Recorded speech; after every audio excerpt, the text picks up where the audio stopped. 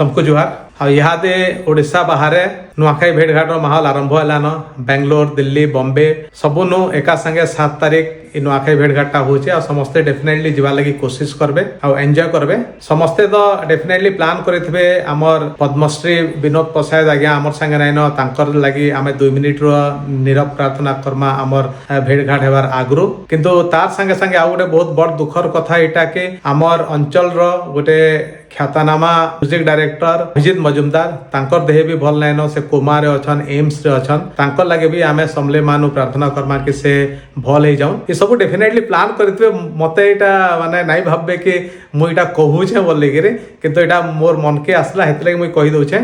आ 11:45 तारु संबलपुर समले मंदिर रे पूजा बंद हो जावा पूर्ण चंद्र ग्रहण लगे तो से लगे आमे भी आमर पूजा माने से हिसाब रे प्लान करमा। सबको जुहार। समस्तंकर फंक्शन बहुत भल हो सुरखुर रे हो।